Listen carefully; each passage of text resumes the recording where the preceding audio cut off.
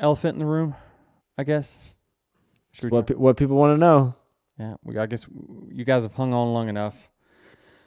So at the end of the race, me and Ross got into it.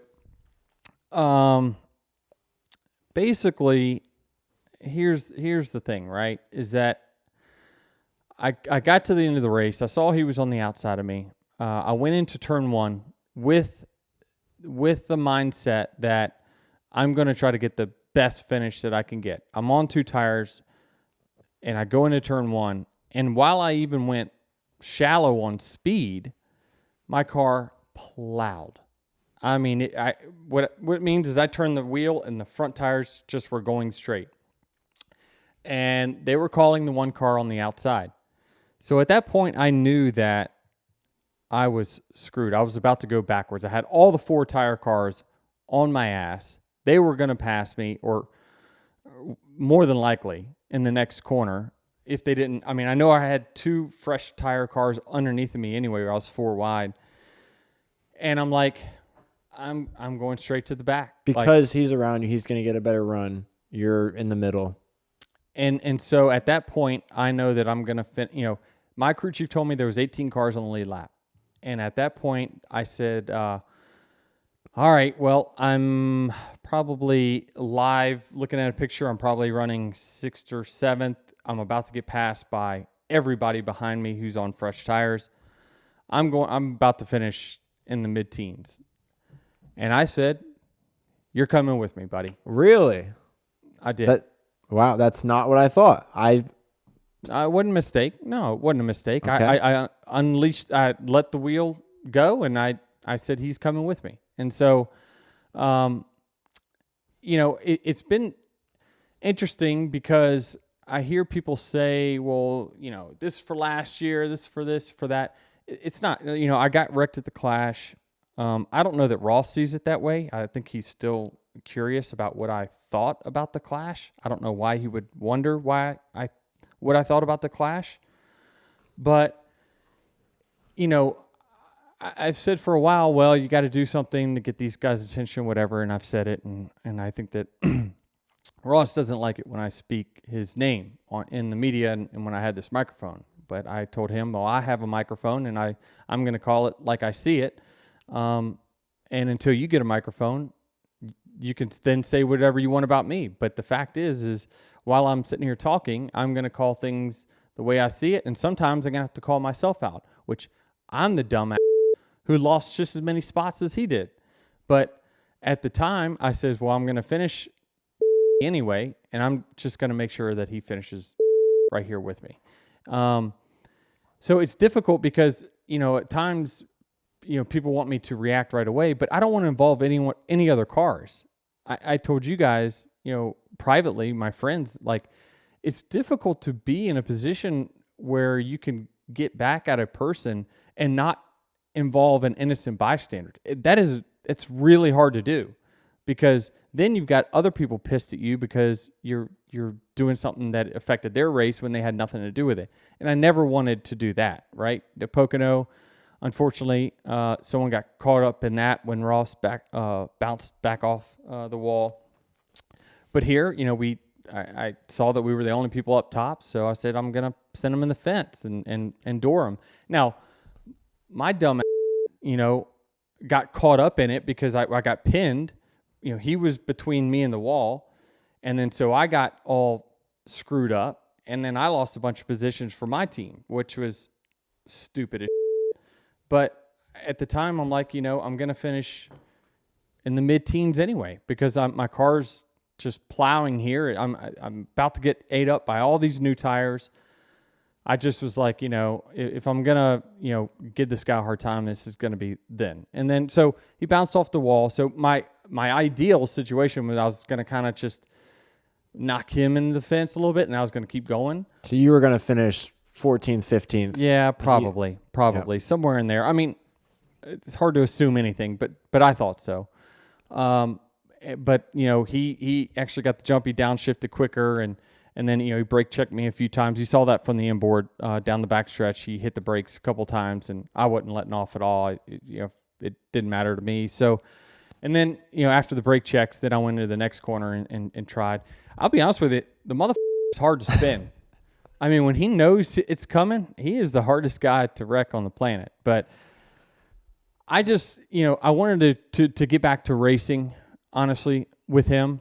And I think that that's a lot of the conversation that we had afterwards. I was going to say, what was the conversation after race? Because it was... Well, the conversation... It was a long conversation. He came up to me, and he says, I guess I deserved it. And I said, yeah, I think so. I'm not going to sit here on this podcast and ever lie to you guys and say, well, this is an accident when it's not. It wasn't an accident. I meant to put him in the fence, but I didn't mean to screw my team in the process, which maybe I should get the DBC. What an idiot for costing my own team, 10 spots more than likely. But at the time when you're seeing red, that's all that really matters, right? Is I saw an opportunity to not involve anyone else. I was about to go to the back, and I wanted to take him with me. So we talked, and I think that we are in a better place where I think we're willing to put the past behind us, and I think that we're going to judge each other from this point forward. And I think that's the fairest way to do it.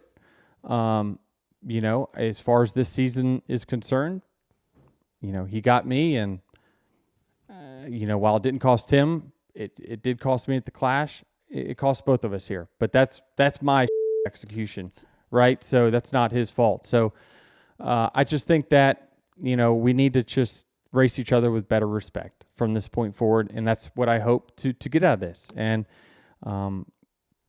he asked for a truce, I asked for a truce, and let's just see how it goes from here. Like there's no promises, but also if you can, I just said,